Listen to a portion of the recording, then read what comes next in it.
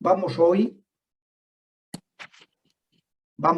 a comenzar esta sesión encomendándonos al Espíritu Santo. Ven, Espíritu Santo, y llena nuestros corazones y enciende en ellos el fuego de tu amor.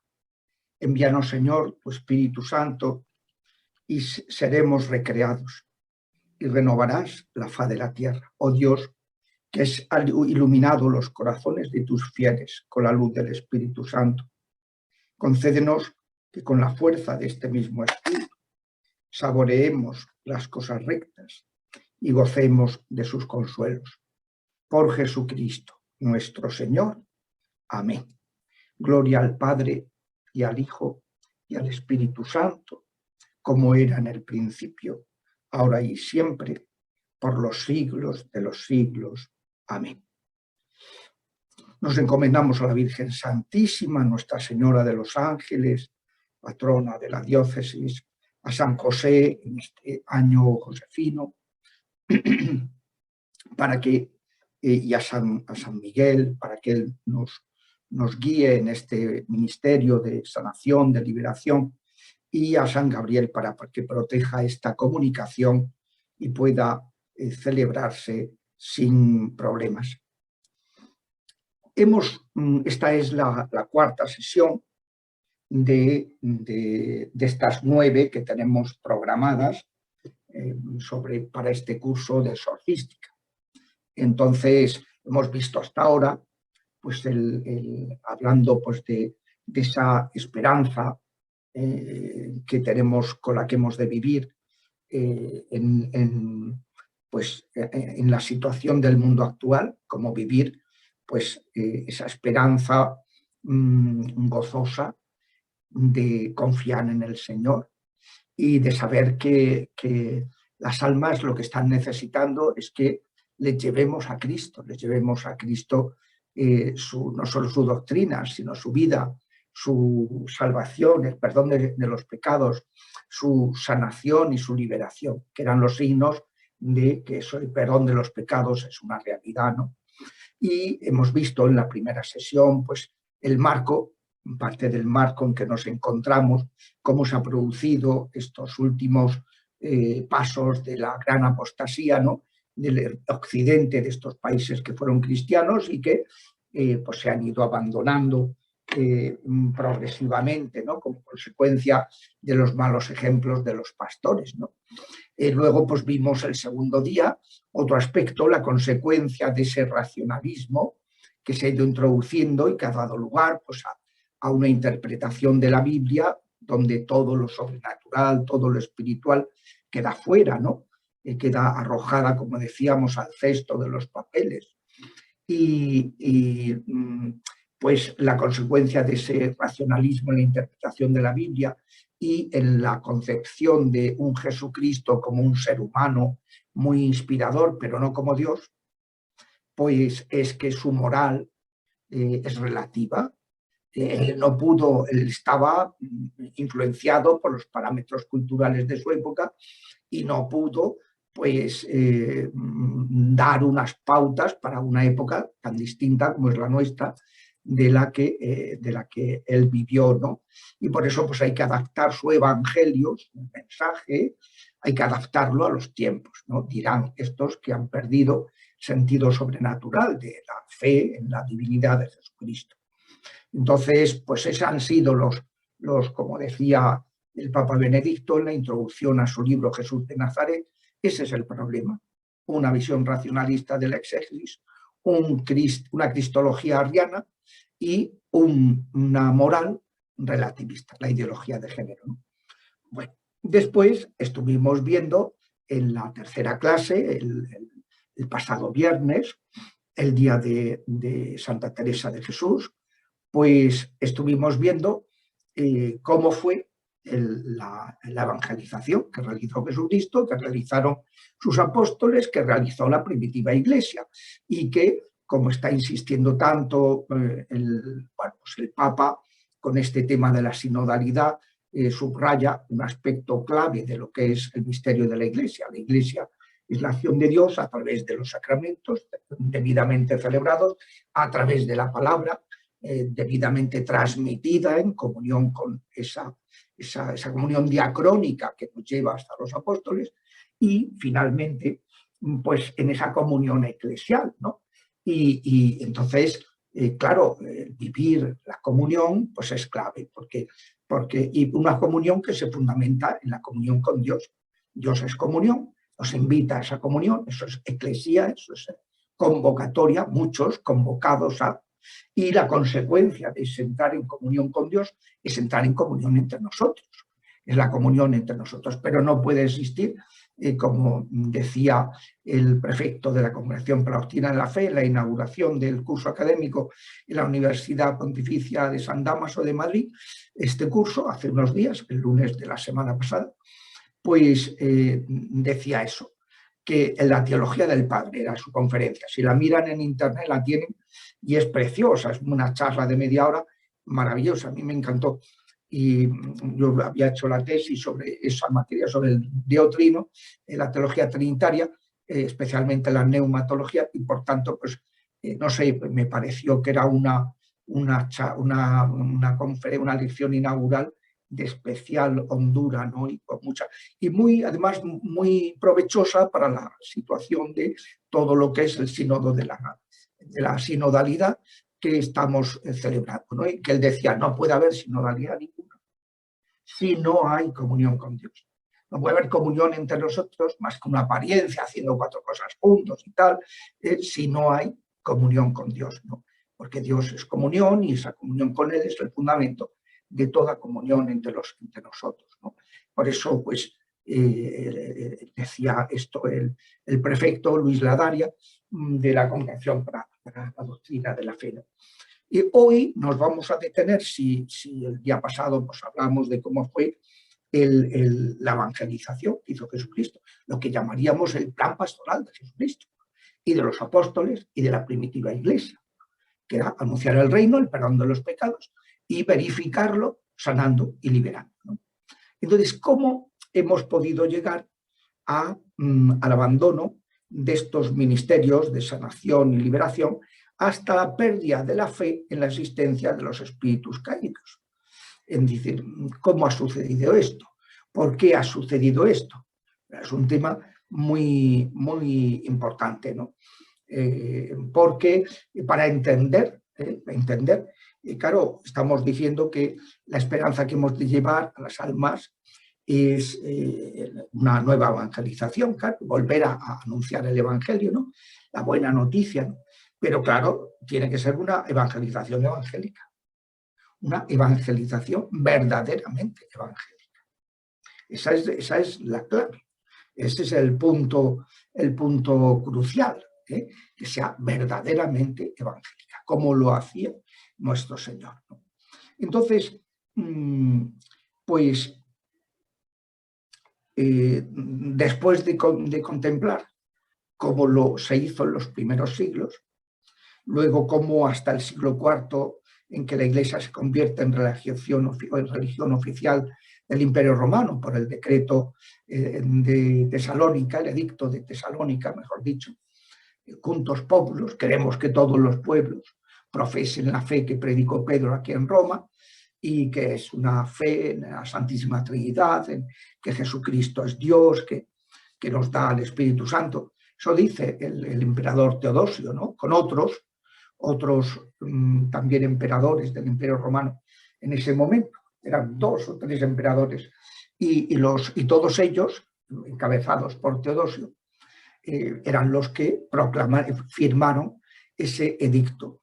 Entonces, cuando la Iglesia se institucionaliza, empieza a suceder que estos misterios de sanación y de liberación tuvieran un declive importante en la Iglesia institucional. Sin embargo, como saben, pues el antídoto que promueve Cristo nos aseguró que Él no nos dejaría, ¿no? Y cuando se produce ese no vivirlo de dar al César lo que es del César y a Dios lo que es de Dios, convirtiéndose en una religión estatal, pues el espíritu enseguida promueve el monacato. Primero ese movimiento eremítico, ermitaños, anacoretas, que luego forman cenobios y finalmente constituyen monasterios.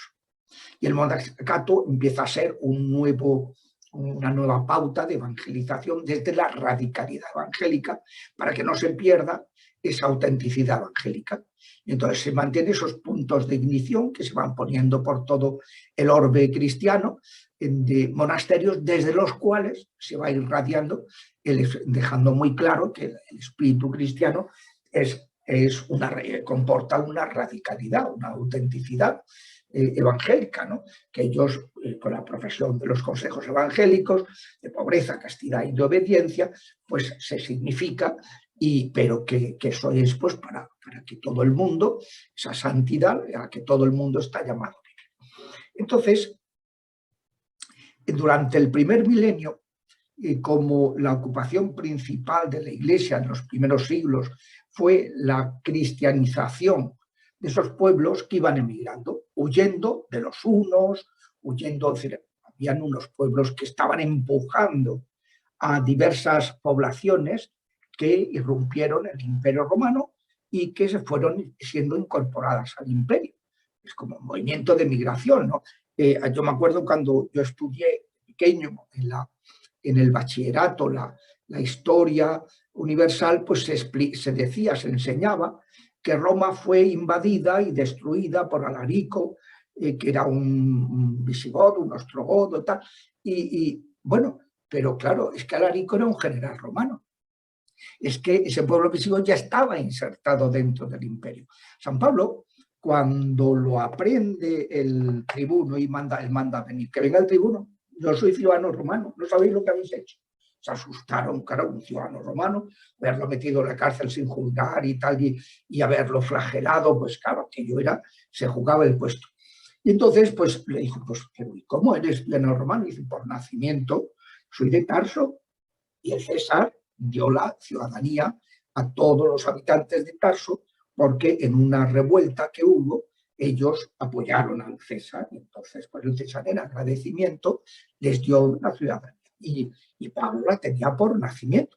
Y dice el tribuno, pues yo soy ciudadano, pues a mí me ha costado una fuerte suma de dinero. O sea, él tuvo que comprar en los tiempos de San Pablo, ser ciudadano era un privilegio para muy pocos y que costaba mucho conseguirlo. Bueno, 4 siglos después, cuando el Imperio Romano se queda sin natalidad y empiezan a llegar estos pueblos, estas migraciones, pues va antes, pues claro, para ser soldado tenías que ser ciudadano. Podías ser soldado si no habías adquirido la condición de ciudadano romano. Entonces, claro, para poder incorporar al ejército, que no tenía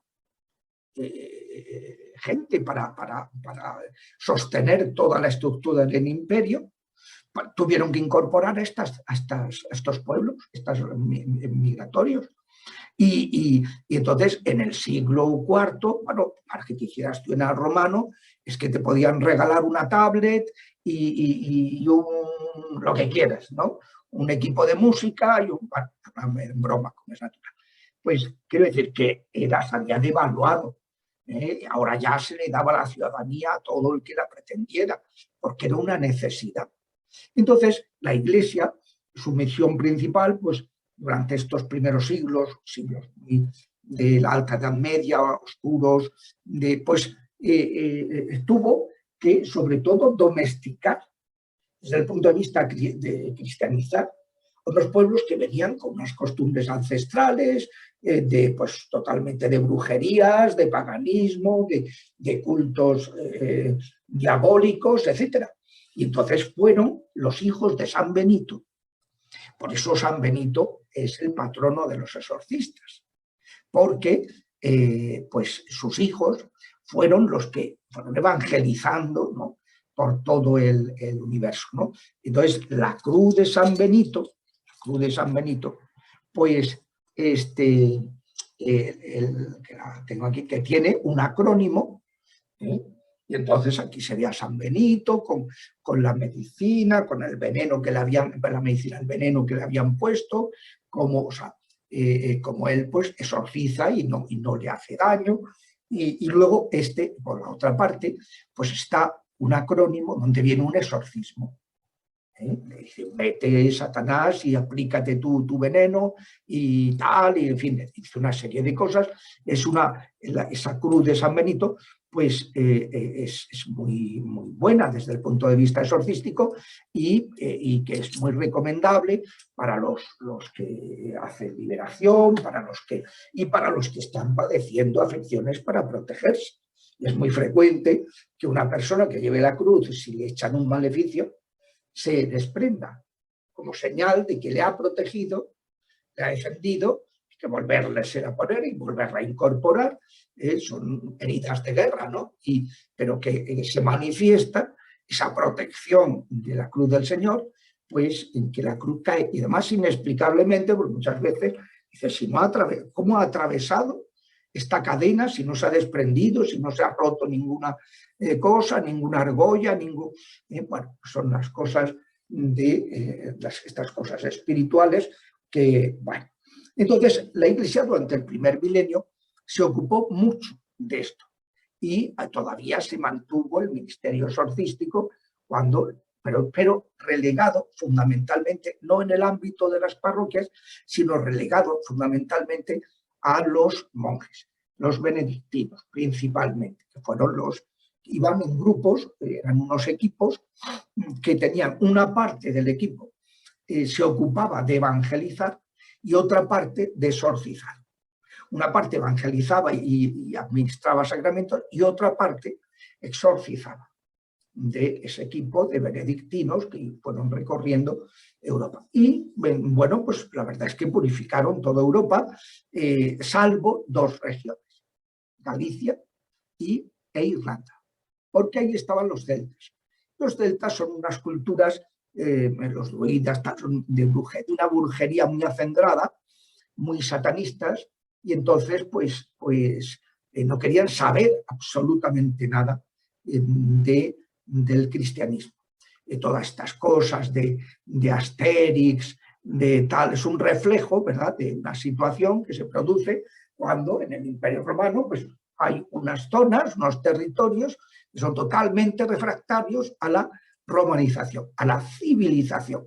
¿Entiende? Civilización, la instauración de la civitas romana, que es el modo de racionalizar la convivencia, que trazaban la cardo y la decumana, y aquí la basura, aquí las personas, aquí el foro, aquí el mercado, aquí el templo, aquí todo quedaba racionalizado, ¿no?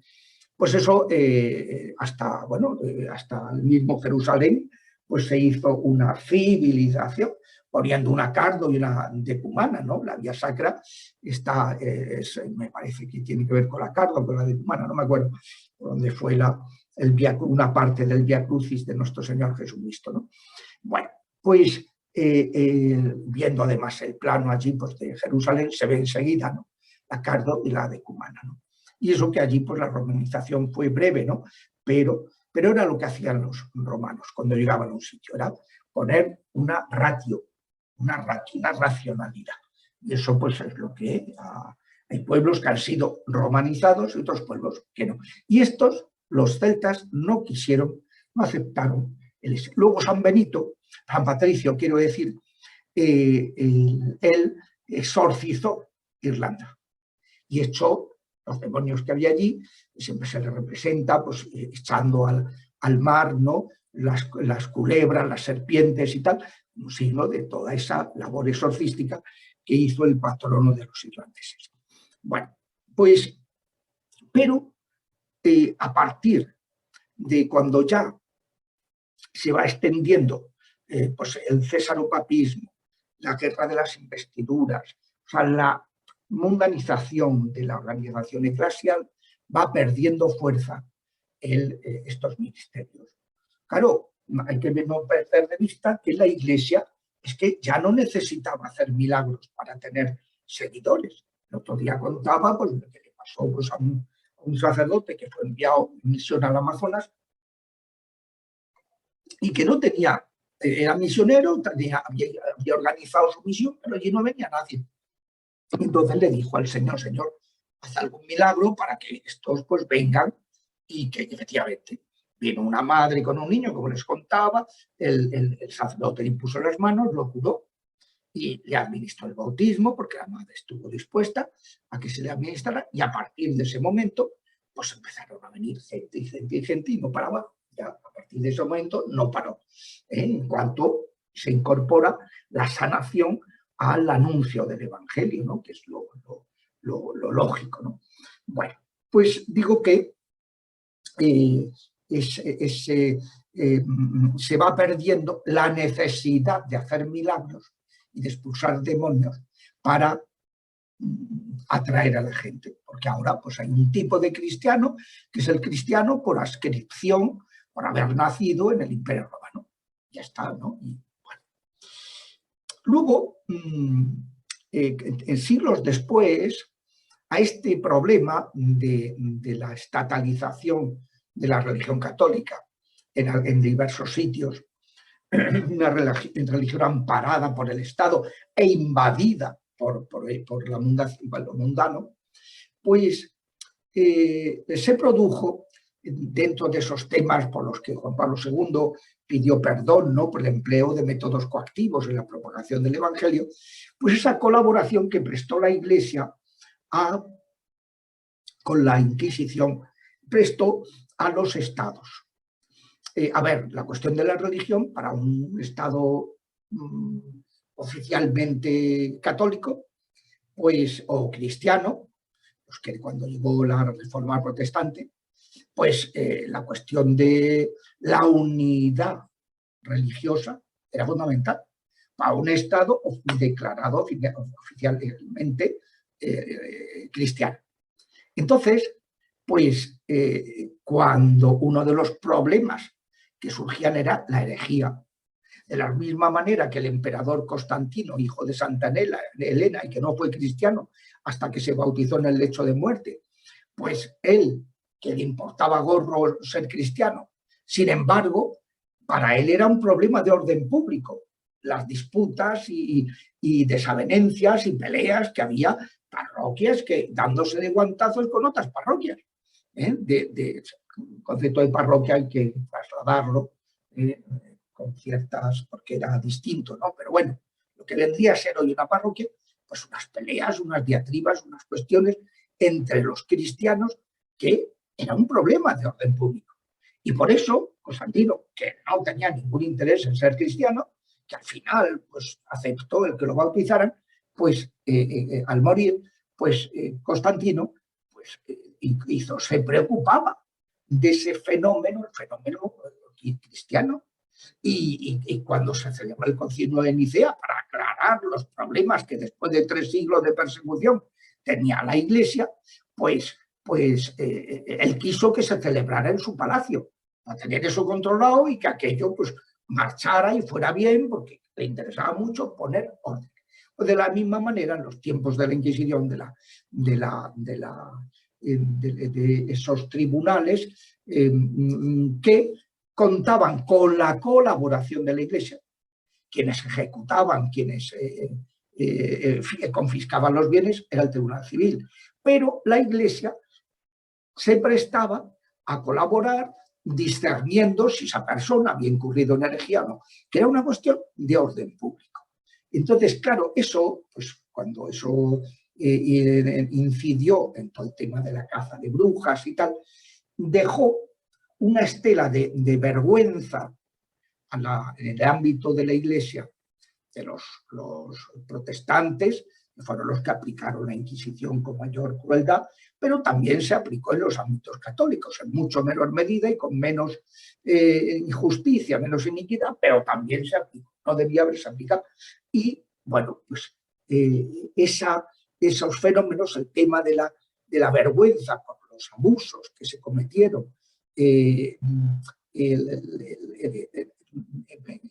el empleo de métodos coactivos, en la persecución de la brujería, pues, claro, eso llevó como a asociar el ministerio exorcístico a una cuestión vergonzosa, de esas baldones que tenía la Iglesia en su historial. Y entonces, pues claro, se junta el no necesitar emplear o sea, la sanación y la liberación para propagar el Evangelio, con la vergüenza por los abusos que se habían cometido en el combate contra la diabolería, contra el satanismo, que pues eso pues tuvo unos efectos pues, de ver este ministerio muy negativamente, como un ministerio vergonzante. En algunas diócesis, bueno, como hay que cumplir, porque la ley de la Iglesia establece que tiene que haber un exorcista, pues se nombra el exorcista, pero se le tiene ahí que nadie sabe ni quién es, y no se da a conocer y tal. Y, vamos, me acuerdo, por ejemplo, cuando en mi diócesis pues, se nombraron 8 exorcistas, no se les dio nombramiento, no apareció en el boletín de la diócesis de palabra, y los exorcistas le decíamos al obispo coordinador, al obispo auxiliar, bueno, ¿y esto cuando? Bueno, no hace falta y tal. No querían, bajo ningún concepto, darle como publicidad, oficialidad. Era un ministerio vergonzante, que sí, que hay que cumplir, porque además, luego ya con Francisco, además, que escribió una carta hace 3 años a todos los obispos, diciéndoles que en la Congregación para el Culto estaba hasta la coronilla de denuncias de obispos que no atendían a la gente con problemas y que esto tenía que acabarse y que había que atenderlos, había que cubrir este ministerio exorcístico, pero bueno, pero que antes de eso, pues no, y aún así, pues muchos sitios donde se ha hecho pues muy como a escondidas, como una cosa que no ha habido como mucho interés, etc. El culmen de este abandono del ministerio exorcístico y el ministerio de sanación se produjo cuando sucedió la exégesis racionalista de la Biblia, que estuvo de moda en la primera mitad del siglo XX, como explicamos en la primera charla. Eso, pues, hizo que se cuestionara por parte de diversos teólogos judíos, protestantes y católicos, se cuestionara todo lo referente a las verdades de la fe relativas a la existencia de los demonios. Y claro, esto no es una cuestión menor, porque si uno mira en la voz demonio, en el índice de materias del catecismo de la Iglesia Católica, aparecen 42 puntos. 42 puntos que están indisociablemente unidos a las verdades de la fe. Por ejemplo, a los dogmas de nuestra fe, que es lo que decimos en el que creo en un solo Dios, creador de cielo, los ángeles y tierra. La creación de criaturas espirituales, personales y libres. Es un dogma de nuestra fe, es una verdad de nuestra fe. El origen del mal en el rechazo del plan de Dios. Que Dios no es el origen del mal, como decían los maniqueos, ¿no? Saben contar aquella anécdota de Santo Tomás de Aquino, cuando estaban celebrando, el Papa le había dicho que quería hacerlo cardenal para agradecerle sus servicios, y entonces Tomás de Aquino, que le importaba nada eso de ser cardenal, dijo, mire, santidad, yo prefiero que si usted me quiere complacer en algo, pues que instituya para toda la Iglesia la fiesta del Corpus que se celebra en la diócesis de Lieja. Y entonces el Papa sí lo hizo, y cuando estaban celebrándolo, cuentan, en la corte del rey San Luis, que era pues, de esa misma época y tal, pues estaban celebrando el santo invitado, era maestro de sentencias en la Universidad de París, nada menos. Pues invitado a la celebración, en un momento dado, que habían servido faisán, pues dio un golpe en la mesa, cayó en la cuenta, el sumido en sus elucubraciones, y dijo, ya lo tengo. Entonces el rey, se callaron toda la música, fue aquello un estrépito, la gente no sabía qué sucedía, qué estaba sucediendo, y el rey, que lo tenía muy calado, San Luis, pues le dijo a su amanuense, dice, vaya y tómele nota al maestro Tomás de qué es el argumento que acaba de ocurrirse.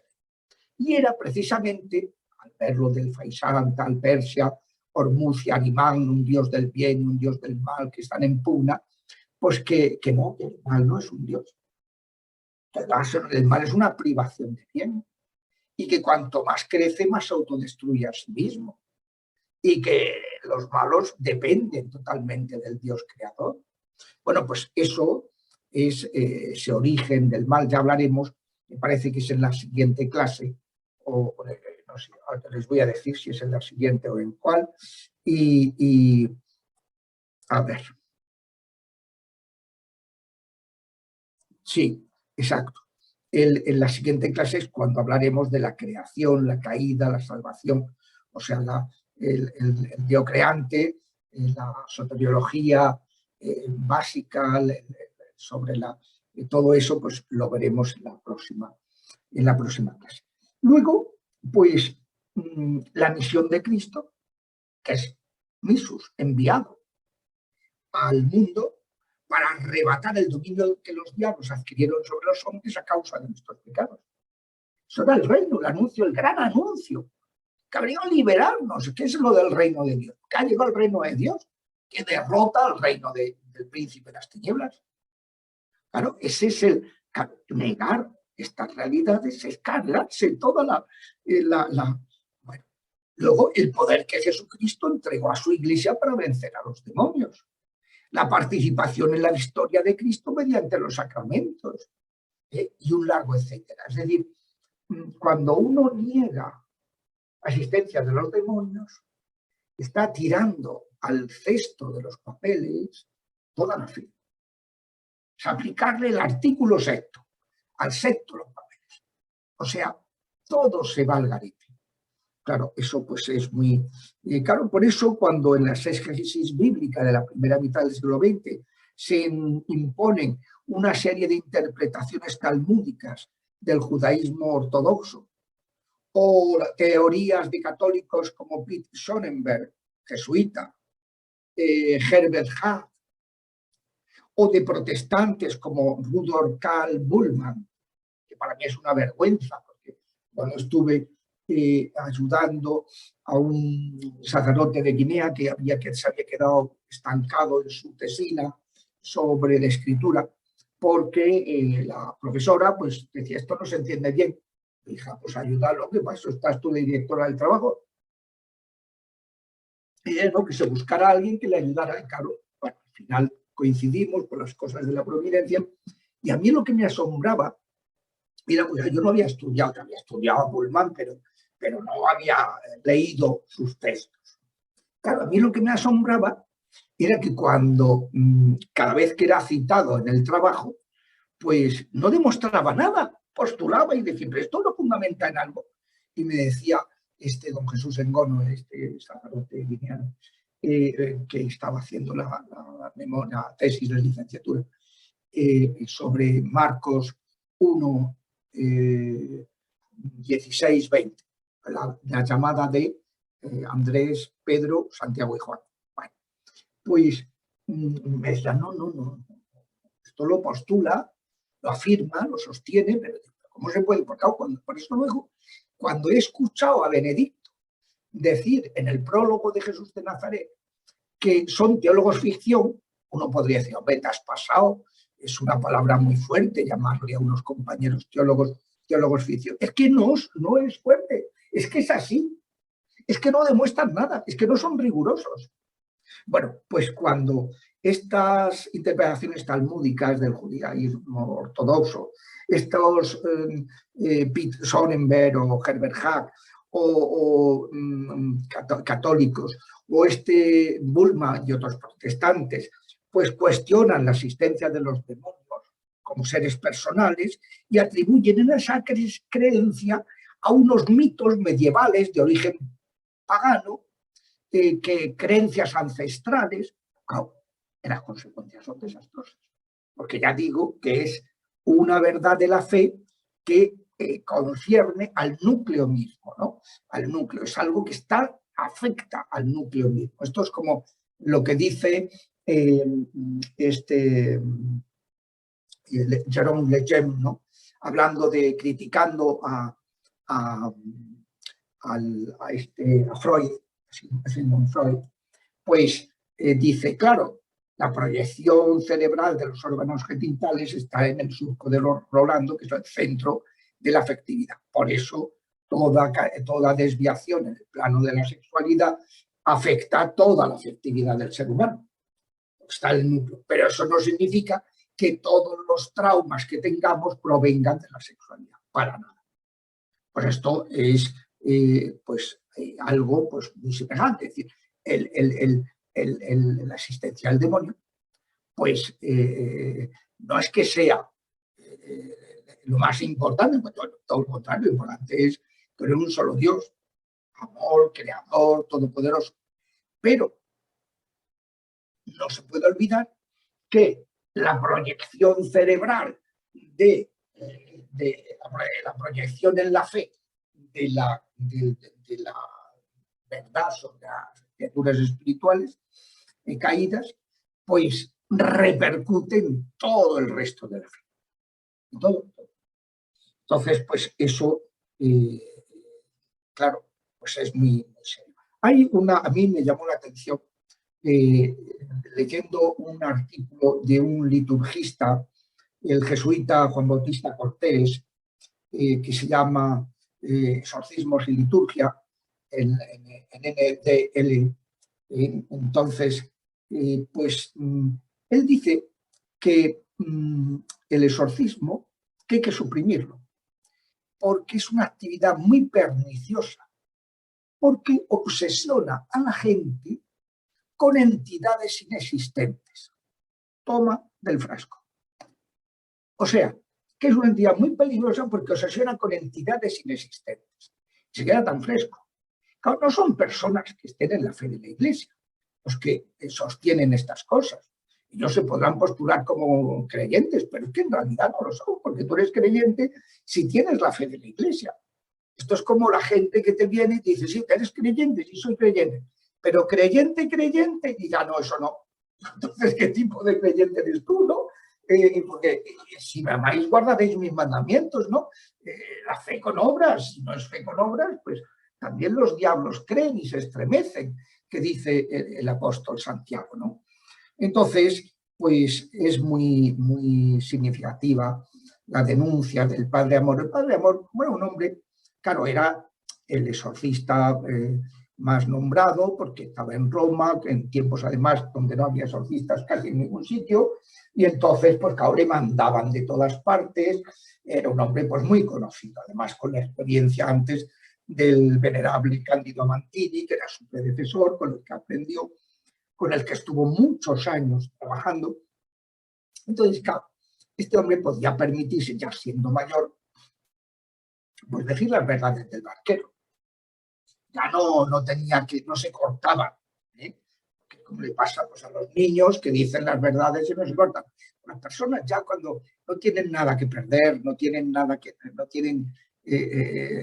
temor a quedar mal, a que les critiquen, hacían las cosas con total honestidad, con total veracidad.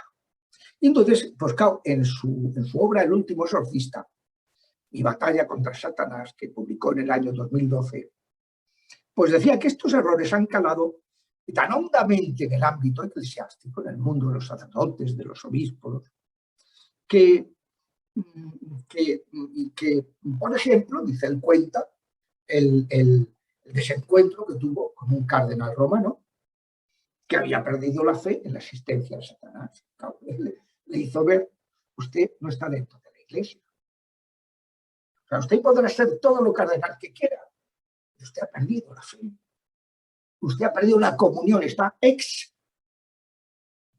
comunión, excomulgado. ¿Por qué? Pues porque es que no tiene la fe de la Iglesia.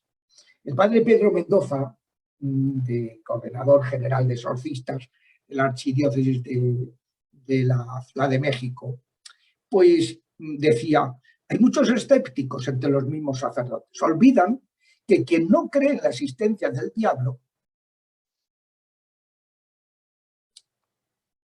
está perdiendo pues esa creencia en las verdades de la fe.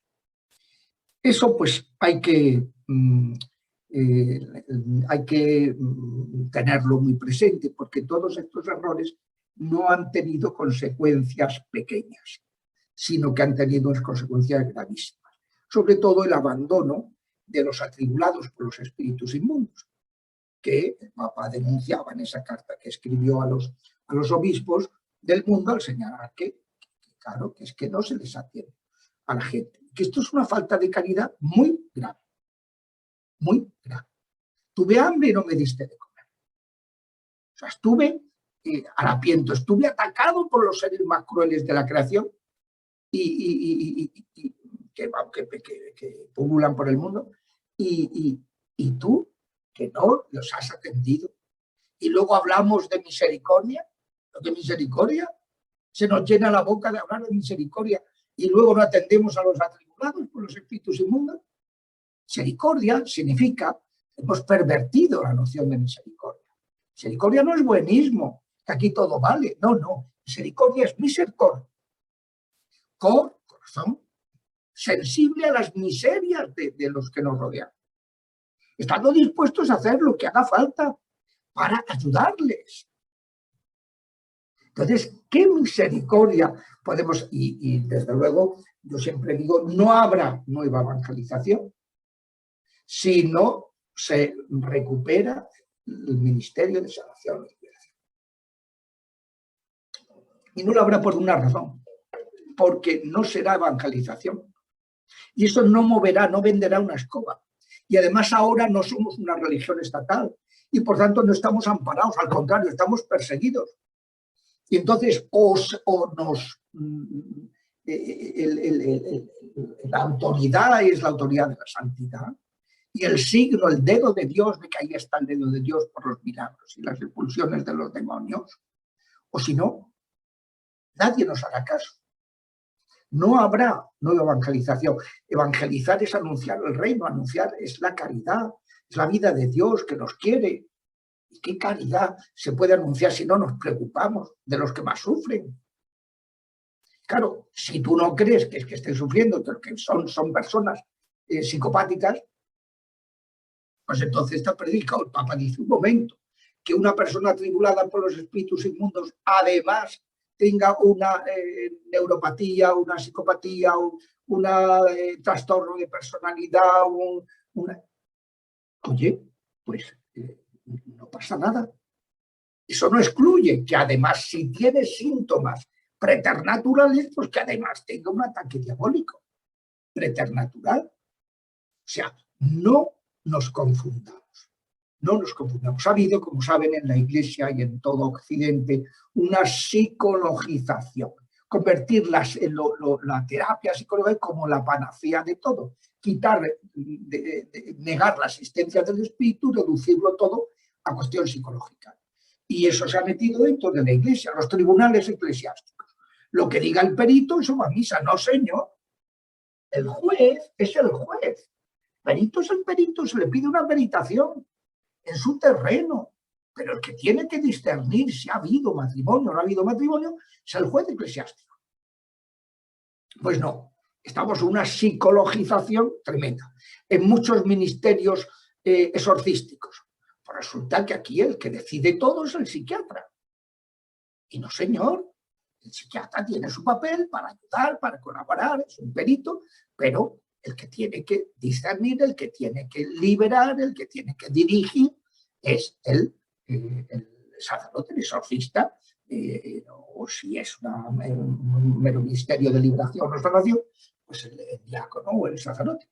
Pero que no, hemos psicologizado todo, porque hemos negado la existencia del espíritu. Pues no, señor. No, señor.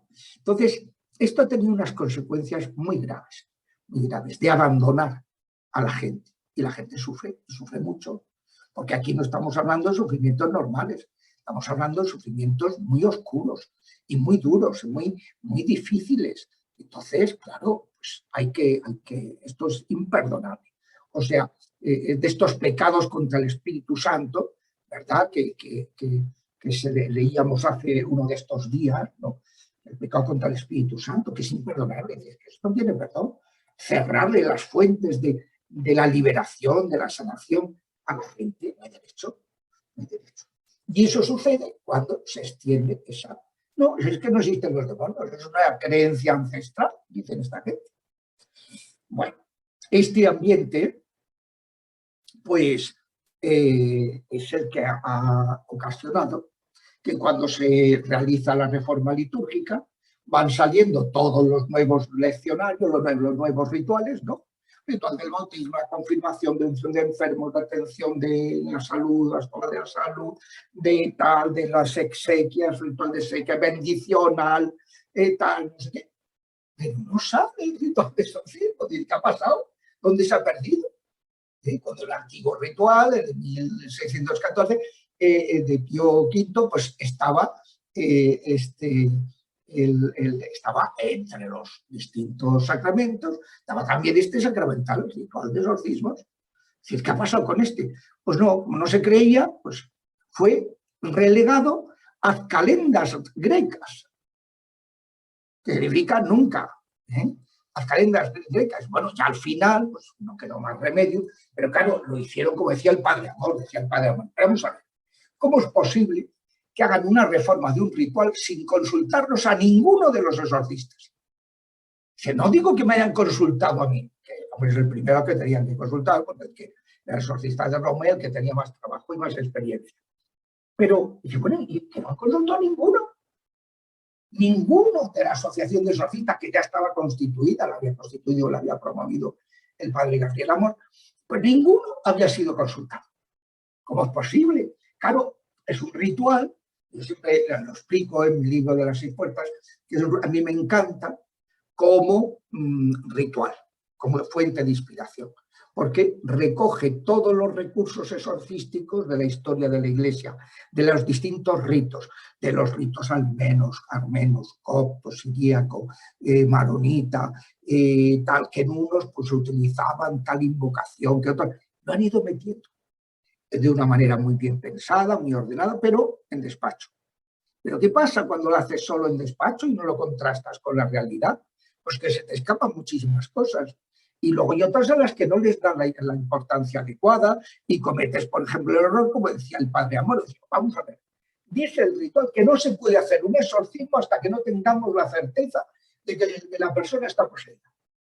Pero ¿cómo vamos a tener la certeza si no le hacemos un exorcismo? Porque es la oración específica para combatir a los demonios y que si hay algo ahí, reaccionen en el momento en que se dice esa oración. Yo pues lo que hago es recomendar, pues decir, bueno, pues ya que no lo permiten el ritual actual, vamos a obedecer, siempre que obedece no se equivoca, pero vamos a hacer una oración de discernimiento, que es una oración de liberación, una oración de discernimiento que vas rezando, vas tocando los distintos palos y vas viendo si hay una reacción en la persona. Entonces, pues, eso ayuda a discernir, ¿no? Pero el Padre Amor estaba indignado y decía, ¿cómo vamos? Son peticiones de principio, ¿no? El que no, y que luego pues, se habla de cómo atender a las personas que tienen las casas que están infestadas, que hay un exorcismo en el apéndice primero, es el exorcismo de San ¿cómo se llama? León, León X, León X. Bueno, ahora me vendrá. Sí, la oración de San Miguel, el que pidió el Papa, que pidió esto, ¿no? Que rezáramos la oración a San Miguel. Y entonces, pues ese exorcismo lo han puesto para cuando hay una infestación de lugares, de casas. Y luego, el ritual del exorcismo mayor para la posesión. Pero oiga, ¿y los obsesos diabólicos? ¿Los oprimidos diabólicos? ¿Los vejados diabólicos? ¿Estos que los parta un rayo? Una pena. No los ratios. ¿Pero eso por qué? Pues porque es como el que se pone a reformar un ritual y no sabe de este tema más que al que ha visto la película de la niña del exorcista, que era un chico. Entonces, pues, no, tienes que contar con la experiencia y preguntarles a esto. Me acuerdo cuando nombraron a estos 8 exorcistas en la diócesis de Madrid, pues trajeron a un liturgista y luego trajeron a un canonista a darnos una charla. Y entonces después de que estuvieron hablando y tal, les preguntamos, oye, fulano, ¿tú has estado alguna vez en un exorcismo? Y dice, yo no, eso me da mucho miedo, decía uno de ellos. Y otro dijo una cosa muy parecida, ¿no? Y que uno además se permitió criticar al Padre Amor, al liturgista, al Padre Amor, y le dijo, oye, mira, ¿tú has estado alguna vez? No, pues mira, ese señor que se ha jugado la vida muchas veces en ese ministerio, no es de recibo que tú lo estés criticando alegremente cuando no tienes ni idea, porque nunca has estado en el exorcismo y además ni te interesa estar, porque tu conocimiento es puramente teórico del ritual y nada más, ¿no? Entonces, pues eso es lo que pasa. Claro, que si tú traes a dar una charla al exorcista para enseñarles a ejercer el ministerio y les das 4 nociones teóricas, pues hijo, eso no es dar la formación adecuada, ¿no? Me trajeron también a un exorcista, pero le prohibieron de hablar del anterior ritual. Y entonces, claro, cuando decían, bueno, ay, que esto no, mejor no lo voy a tocar y tal, que se veía que le habían dado unas pautas, unas indicaciones. Y dice, bueno, pero esto, que no, que hay que estar. Entonces, y todo eso obedece pues a esta falta de fe en la existencia del demonio, y entonces, pues claro, eso ha tenido unas consecuencias pues muy, muy notables, ¿no? Muy notables. Hasta 1998 no salió el ritual de exorcismos. Y hay países donde todavía no lo han traducido. Por ejemplo, Alemania, hombre, no me extraña. Claro, en Alemania, que ya sabéis que el demonio está allí muy suelto con todo lo que estamos viendo en el camino sinodal, pues no lo han traducido todavía. Y hace unos años preguntaron en una entrevista, bueno, ¿y cuándo van a traducir el ritual? Pues sí, estamos en ello, y se les ha pasado por la cabeza el traducirlo, ¿no? Entonces, pues, hombre, no deja de ser una pena. Entonces, digo que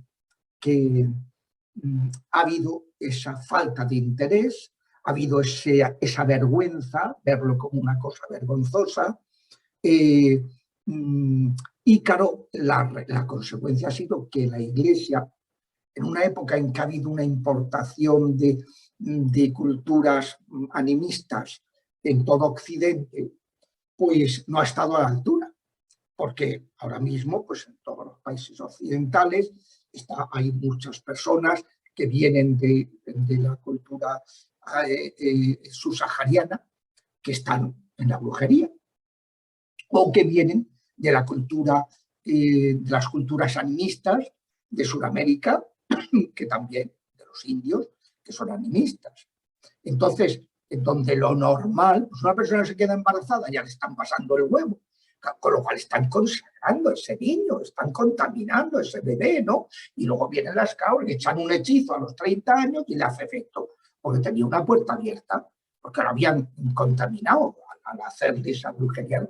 Entonces, la Iglesia no ha estado a la altura, porque han empezado a haber una demanda tremenda, luego con las prácticas de estas prácticas de la nueva era, que sacó la Sede Romana un documento precioso sobre estas prácticas de nueva era, diciendo que Cristo es la fuente de agua viva y tal.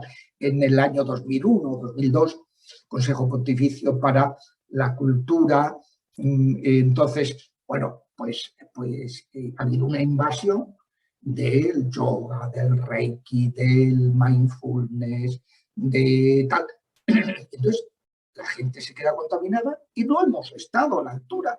Saberles orientar, saberles descontaminar, saberles liberar, pues cuando se ha producido. Es decir, la Iglesia del posconcilio no ha estado a la altura de la demanda que hay, suscitada por toda esa avalancha invasora de hechicería, de nueva era. Claro, decía Chesterton que cuando se deja de creer en Dios, que es lo que ha pasado en Occidente, pues se acaba creyendo en cualquier cosa. Tú tienes a gente que se las da muy de racionalistas y están, hoy me lo decía una familia que he estado almorzando con ellos en el Escorial, y en la ciudad del Escorial, no en el monumento del Escorial. Y entonces, pues me decían eso, que sus trabajos pues que gente que presume de muy racionales, que no quieren saber nada con la religión y no sé qué, no sé cuánto, luego están yendo al tarotista, están llenos de creencias y de miedos, de terrores, de cosas de ese mundo invadido. Y la Iglesia, a ver, en pastores. O sea, perdida en esta materia, no en condiciones de ayudar y entonces, pues claro, atribuyendo todo a fenómenos psíquicos. Diciéndole a la gente, tú reza un Padre Nuestro, que con eso es suficiente. Hombre, no. Hay que ayudar a las personas, a los que están afectados por los espíritus inmundos.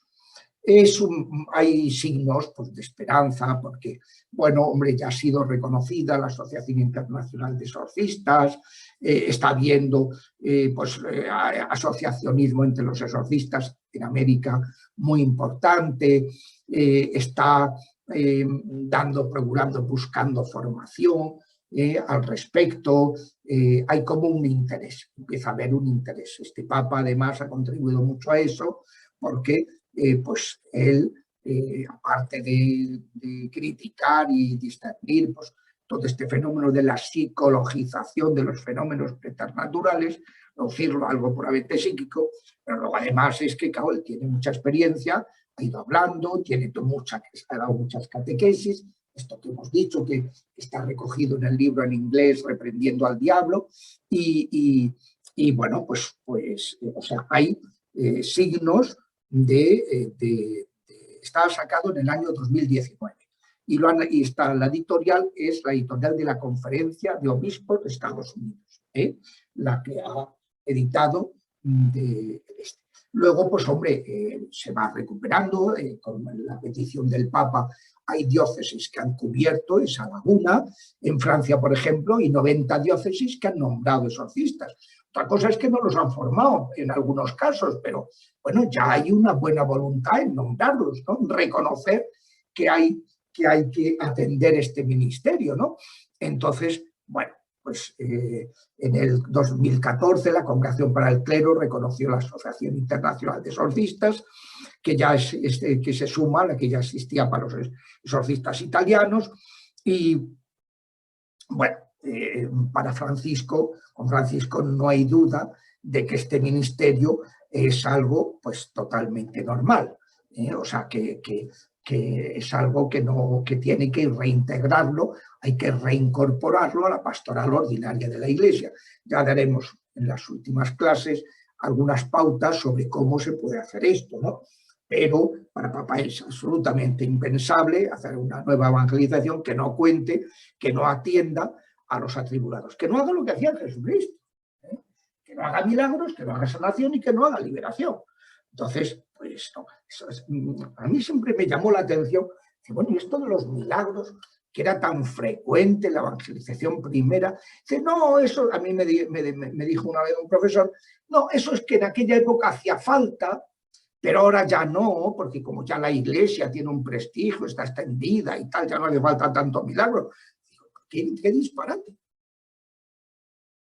Al final la gente cree cuando ve la presencia de Dios a través de lo extraordinario, ¿no? Entonces, pues es eso, es importantísimo, es un ministerio. Bueno, entonces, ha habido como 4 siglos y luego estos otros siglos de anunciar el amor misericordioso y acreditarlo con la liberación y la sanación.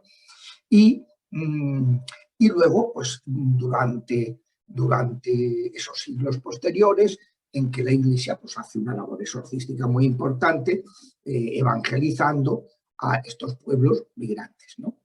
Pero claro, a partir del decreto del edicto de Tesalónica, del año 380, empieza a cambiar un poco la situación, ¿no?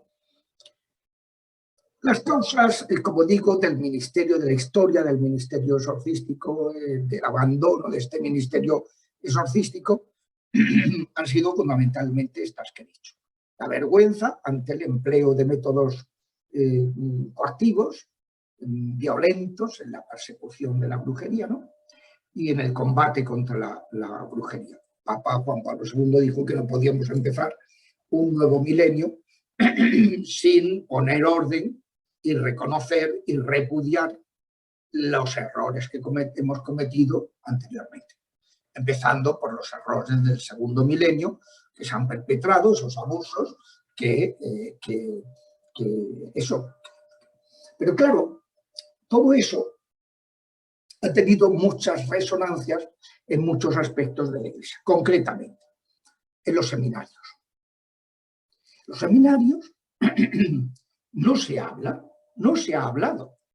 Es más, cuando algún seminarista manifiesta interés, me acuerdo que me he encontrado con seminaristas de muchas diócesis que han contactado conmigo porque han visto mi correo electrónico en la página web y entonces pues me han escrito, ¿no? Pues querían contactar, al poco tiempo me decían, vamos a tener que dejar el contacto porque el formador me dice que estos temas ya se verán más adelante.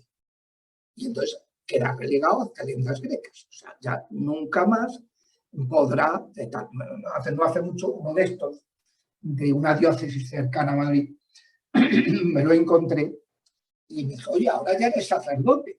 ¿Qué pasó con esto de que luego ya te hablarían de esto más tarde? Nunca jamás. Alguna vez he vuelto a preguntar y he dicho, no, todavía no. Además eso, tal, no hace falta. Y es como, o sea, esto ha sido luego el temor a ser tachados de medievales. Bueno, no vaya a ser que nos consideren que tenemos una creencia, unas creencias que hablamos del miedo, del demonio, del infierno, del tal. Y dice, pero estas cosas hay que enfocarlas bien, pero hay que hablar de ellas. Tiene gracia porque la Virgen, que es, claro, es la que ha ido supliendo los defectos de los cristianos en estos 200 últimos años. Pues claro, cuando se estaba diciendo justamente en los momentos que estaban estos pseudoteólogos diciendo que no había que hablar del demonio y mucho menos a los niños, la Virgen en Fátima va y se aparece a 3 niños, 2 de ellos muy pequeños, porque tenían 7 y 8 años, los hermanos Sarto. Entonces, pues, Jacinta y Francisco, pues, y les habla del demonio. Pero no es que les hable del demonio, es que eso lo muestra. Y, claro, ellos sacan la conclusión de que hay que rezar mucho por la conversión de los pobres pecadores. Claro, que es lo que la Virgen quería inculcar. O sea, cuando los papas últimos hablan de que la Virgen estrella de la nueva evangelización, digo, es que es verdad. Es que es la que ha estado hablando de la confesión, del pecado, del infierno, del combate contra el enemigo. Ha estado hablando cuando en la Iglesia no se hablaba de estos temas. No se hablaba de estos temas. A mí me llamaba la atención un compañero sacerdote que me decía que su vicario episcopal le reprendió porque habían ido a quejarse a él de que en la predicación hablaba del pecado. Entonces que no se corta un pelo, un poco más y se come al vicario con patatas. Claro, porque se enfadó mucho. Dice, vamos a ver, que tú, vicario episcopal, me digas a mí, me vengas a reñir. En lugar de reñirle a esa persona y decir, oiga, ¿usted a qué iglesia pertenece? Pues, a ver, agarrar el catecismo y mostrárselo. Pues algo tan sencillo como eso. Vienes a reñirme a mí a decir que se te han quejado de que eres un tío que hablas del pecado, que te has atrevido a cometer el delito de hablar del pecado. Hombre, a ver, pues esto, en esos niveles estamos muchas veces, ¿no? Es decir, se ha metido dentro de la Iglesia y hay que saberlo. Y eso explica, es decir, uno cuando dice, ¿y esto cómo es posible?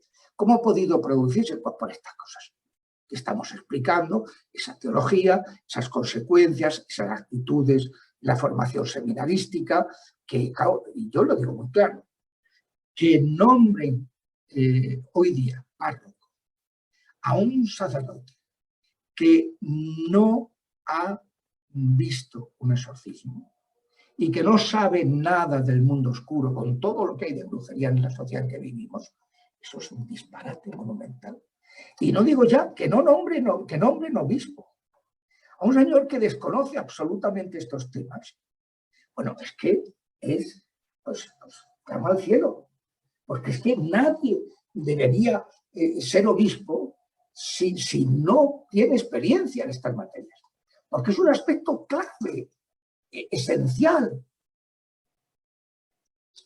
de la evangelización y, por tanto, de la nueva evangelización. Si queremos hacer una evangelización que sea, pues, eso, ¿no?, acorde con lo que estamos hablando.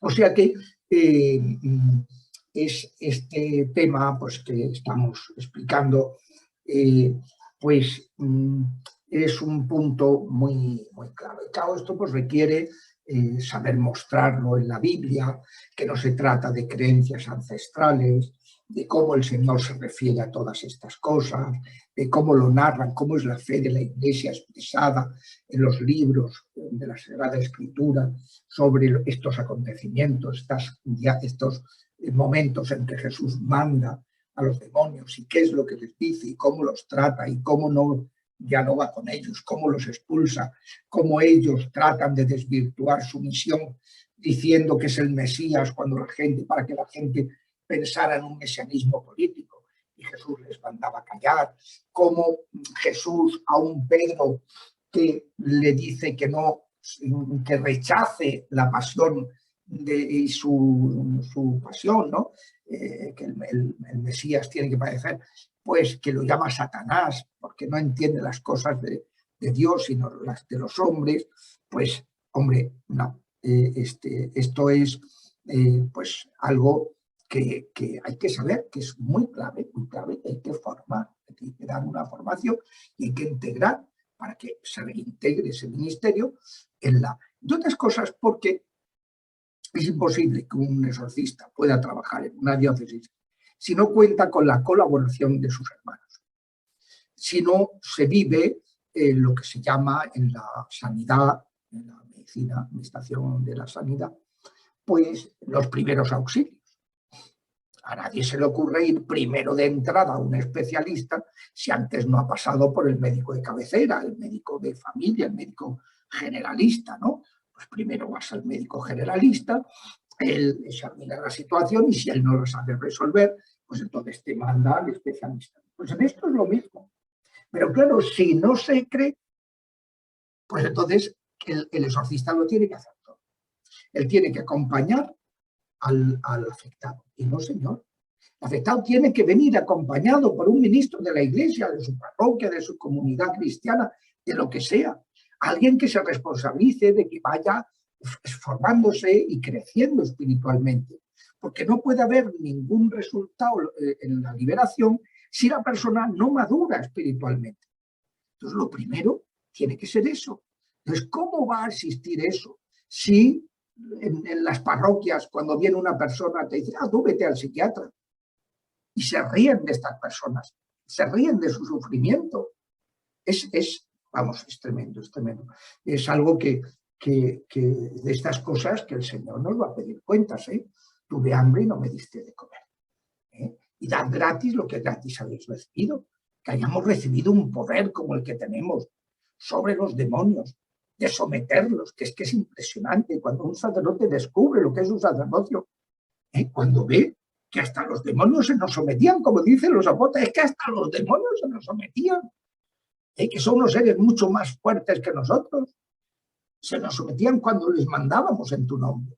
Entonces, esto es muy, muy fuerte, es muy fuerte. Claro, uno descubre lo que es el poder sacerdotal, lo que es Cristo, lo que es el poder de la fe, lo que es las realidades de la fe, se ponen en juego en cuanto uno empieza a ejercer este ministerio, ¿no? Por eso, claro, al demonio no le interesa que se crea que existe, y él procura pasar inadvertido, sobre todo en las culturas cristianas, donde existe el poder de derrotar. En las otras culturas, donde no conocen esto, lo que tienen es un brujo que negocia con los demonios, siempre en perjuicio del interesado. Te quita un demonio y te mete 3. Pero tú pues te quedas contento pensando que te has quitado un demonio, siempre te has metido otros 3. Como decía a mí una chica de Huelva, que le echaron una maldición, es una familiar suya, y la llevaron a un brujo del pueblo de al lado, muy cerca de Portugal. Y entonces, pues el brujo le hizo un hechizo y le quitó el hechizo anterior. Dice, me había quedado inválida, de cintura para abajo, y ahora salí caminando por mis propios pies, cuando el brujo me anuló el otro hechizo. Pero me quedé poseída, en mala hora. Ya prefería yo haber estado físicamente fastidiada y no tener la posesión que tengo ahora, que esto es tremendo. O sea, siempre negocian a su favor. Entonces, claro, Jesucristo nos da ese poder y que no lo ejerzamos. Tan gratis lo que gratis haber recibido. Bueno, ¿cómo cambia? ¿No? Entonces digo que es imposible ejercer el ministerio salvífico porque para ejercerlo hay que acompañar al interesado, tiene que estar insertado en una comunidad cristiana. Entonces, si hay desafección a este ministerio, si hay no creencia en este ministerio, las parroquias no colaborarán. Y si no hay colaboración, el exorcista no puede hacerlo todo. No puede estar en misa y replicando. No puede. O hace su papel específico en el que tiene que concentrarse, porque las otras cuestiones relacionadas, que son requisitos previos, pero que sin los cuales no se puede avanzar, pues eso no puede ocuparse. Y eso es lo que pasa, por desgracia, en muchas diócesis. El exorcista acaba agotado porque tiene que hacer de todo. Y al final, ¿qué sucede? No llega a hacer lo suyo. No llega, porque está desbordado con tareas menores que deberían realizarse en el ámbito básico donde se mueve esa persona, en su parroquia, en su comunidad neocatecumenal, en lo que sea. Cada persona tiene una inserción eclesial, la que él haya querido, la que Dios le haya ofrecido, lo que sea. Pero esa inserción y ese acompañamiento espiritual de un ministro de la Iglesia es clave, porque es la primera puerta. Siempre insisto pedagógicamente, no hay liberación sin sanación. ¿Por qué? Las heridas emocionales, el enemigo las aprovecha para atacar. Pero no hay previamente liberación ni sanación, ninguna de las dos cosas, sin conversión. Entonces, la primera puerta es el pecado. El cerrarla es crecimiento espiritual. Y eso, si no se dan los primeros auxilios en la diócesis, no hay manera. No hay manera. Entonces, es clave que esté insertado el ministerio y luego también porque, claro, a lo mejor pues la persona, pues el exorcista le puede hacer pues un exorcismo a la semana o cada 2 semanas, pero a lo mejor hay días que la persona está mal y pueda recibir una oración de liberación de su consejero espiritual, del diácono o el sacerdote que lo acompaña, que puede prestarle primeros auxilios y que le va a ayudar con unos recursos exorcísticos estupendos, como son los sacramentales, que puede decirlos y exorcizarlos cualquier diácono, cualquier sacerdote, que con todo tipo de orientación, oraciones de alabanza, oraciones de liberación, etcétera, el recurso a cubrirse con la preciosísima sangre de nuestro Señor Jesucristo, etcétera. O sea, hay una serie de recursos básicos de primeros auxilios que quien tiene que ofrecerlos y pedirlos para que la persona vaya creciendo es el sacerdote que lo acompaña. Entonces el exorcista se centrará en ejercer el exorcismo mayor o una oración de liberación potente si no tiene la persona posesión, pero está con una opresión importante, con una vejación importante, con una obsesión diabólica importante, pues le aplicará, mientras estén los prenotanda esta cosa de que no sea el exorcismo más que al poseído, bueno, pues habrá que aplicarle otras oraciones de liberación potentes, pero hay que centrarse, el exorcista se tiene que centrar en lo suyo. Zapatero a tus zapatos. Tú no puedes hacer todo. Tú no puedes fabricar los clavos, fabricar los esto, no. Tú agarras clavos que has comprado no sé dónde, martillo que compraste no sé qué, un aparato para poner el zapato y para moldearlo, cuero que no sé qué, pegamento, de tapas, pues, todo eso lo consigues y tú tienes que arreglar esos zapatos, fabricar unos zapatos, lo que sea. Pero tú a tus zapatos, zapatero, no a las demás cosas. Los primeros auxilios tienen que prestarlos en el ámbito básico en que se mueve la persona. Si no se cree, si no está integrado en la pastoral de la diócesis, si la gente... ¿Quién es el exorcista? Hay diócesis donde nadie sabe quién es el exorcista. Lo tienen ahí escondido, lo tienen ocultado. Entonces dices, ¿esto qué es? ¿Esto qué es? Entonces es falta de fe y es no haberlo enfocado adecuadamente. Como, claro, si luego tú nombras un exorcista, también tendrás que poner los medios para que se forme. Claro, porque si tú simplemente te limitas a tenerlo nombrado, ya cubrir el expediente. Pues hombre, no. El exorcista tiene que formarse, porque si no, va a pasarlo muy mal, ¿no? Y va a tener muy serios problemas, ¿no? Entonces, pues, cuánta gente me he encontrado a lo largo de mi vida de que estaban muy aficionados por estas ideas, entonces, claro, tienen una idea de la fe de la Iglesia que suele ir unida, claro, si no existe el demonio, no existe el pecado, no se ponen a confesar, no recuerdan a la gente para comulgar y que hay en gracia de Dios, ya no sabe la gente lo que es vivir en gracia, han perdido el sentido del pecado, es que toda la fe se va al traste cuando se descuida todo esto. ¿Eso significa que a la gente obsesionarla con los demás? No, porque lo que hay que hacer es decirle, no le des protagonismo. Se le combate dándole protagonismo a Dios, no dándole protagonismo a ellos, pero a ellos hay que echarlo el ministro, mandándoselo, y los otros intercediendo. Y una comunidad unida que intercede, eso tiene una fuerza tremenda, ¿no? Pero eso es algo pues, que hay que tenerlo muy en cuenta, ¿no? Entonces, bueno, pues ya acabo porque me parece que hemos explicado básicamente, ¿no?, las causas por las cuales se fue abandonando y no solo abandonando, sino ya perdiendo la fe en la existencia de los demonios, que es una de las verdades fundamentales, porque, claro, está vinculada, está relacionada con todas las verdades claves de nuestra fe, ¿no? Pecado original, toda la soteriología, toda la cristología. ¿Para qué queremos a un Cristo encarnado? ¿Para qué ha venido Jesucristo? ¿Para qué, si sabiendo que lo íbamos a matar? ¿Para qué ha venido? ¿Para sufrir? ¿Para que si no hay un motivo por el que hacerlo? ¿Para qué ha venido? Como leíamos hace unos días no, el domingo pasado, ¿no? El domingo 29, el tiempo ordinario, ¿no? Pues que se leía esto, que el Mesías tiene que padecer y que vosotros, entre los hombres, el que manda, pues se aprovecha de los súbditos, entre vosotros no ha de ser así, que el Hijo del Hombre no ha venido a ser servido, ha venido a servir y a dar su vida en rescate por muchos. Ha venido a, como dice Isaías, en ese domingo decía Isaías, el segundo Isaías, ¿no? Ese Isaías de la consolación, ¿no?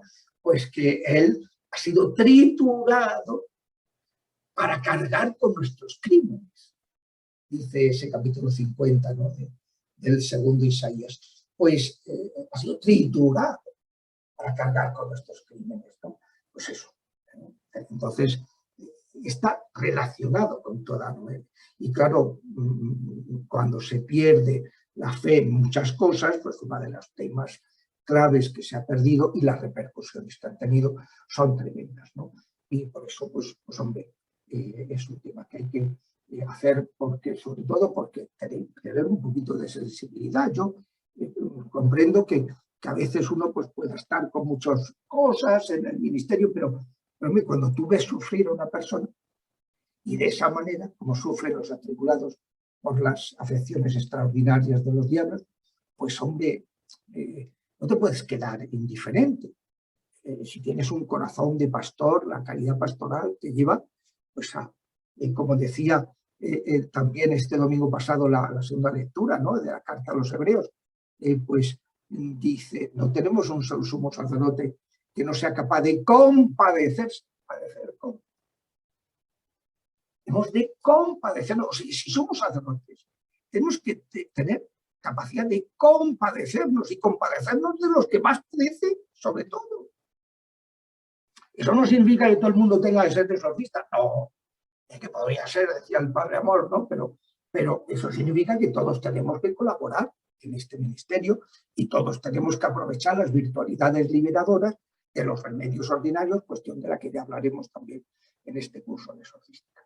Bueno, pues lo vamos a dejar aquí, pero que insisto en la necesidad que tenemos y hay que pedírselo al Señor, la reinserción de estos ministerios de sanación y liberación en la pastoral ordinaria de la diócesis, como antídoto ante este abandono tan grande que ha habido durante todo un siglo y que, bueno, hay que remediar con urgencia porque la demanda es tremenda. Eso, el cardenal Rocco, cuando le preguntaron, oiga, ¿y usted cómo ha instituido 8 exorcistas? Y dice, pues mire usted, muy sencillo. Hubo que cesar al anterior exorcista, se perturbó, tal, bueno, hubo que cesarlo. Y entonces, en el tiempo en que no había exorcista, tenía encima de la mesa, cada mes le llegaban más de 300 solicitudes, dijo él en la comida en que se celebraba en la Piazza España, en la embajada de España ante la sede romana, se celebraba una comida con motivo de la canonización de Juan Pablo II, y entonces, pues, estando allí le preguntaron, y dijo eso. Tenía más de 300 solicitudes encima de mi mesa todos los meses. Me dijo, bueno, pues hay que nombrar, pero si hay que nombrar, habrá que nombrar a varios, porque si no, no va a dar abasto para tanta gente. Y yo puedo acreditar, yo atendía 55 sesiones semanales. Me había organizado mi planning, esto, las misas, las clases de teología, el confesionario, el tal, las cosas, en la parroquia, tal, en la mañana libre, todo. Me había organizado para tener 55 momentos en que asistía a atribulados que me van llegando, que solían ser pues casos difíciles porque los otros exorcistas estaban aprendiendo y entonces los casos todavía que no estaban en condiciones de atender me los enviaban. 55 todas las semanas. Hombre, hay mucha demanda. Lo que pasa es que si cerramos los ojos y le decimos a la gente tú vete al psiquiatra, pues y nos desentendemos, pues vaya faena. Si yo les podría enseñar WhatsApp y Telegram de personas atribuladas lamentando cómo habían sido tratadas en tal diócesis, o en tal otra diócesis, tal sexto, tal sacerdote, o un exorcista que decía que la iba a atender y luego no la atendía, esta persona, o la atendía de Pascuas a Ramos, que eso es como el que te da un antibiótico que hay que tomar pues 3 veces al día y te tomas una dosis cada 2 días, no sirve de nada. Por lo mismo pasa cuando un exorcista no atiende a la gente con la periodicidad debida. Es fundamental organizarse bien, pero todo eso es imposible si no se supera esa increencia en la acción, en la existencia de los demonios y en su acción en los seres humanos. Te damos gracias, Dios omnipotente, por todos tus beneficios, porque vives y reinas por los siglos de los siglos. Amén. Dios te salve María, llena eres de gracia, el Señor es contigo. Bendita tú eres entre todas las mujeres y bendito es el fruto de tu vientre Jesús. Santa María, Madre de Dios, ruega por nosotros pecadores, ahora y en la hora de nuestra muerte. Amén. San Miguel, ruega por nosotros. San Gabriel, gracias por haber atendido esta comunicación y nos le pedimos a la Virgen y a San José que intercedan por nosotros ante su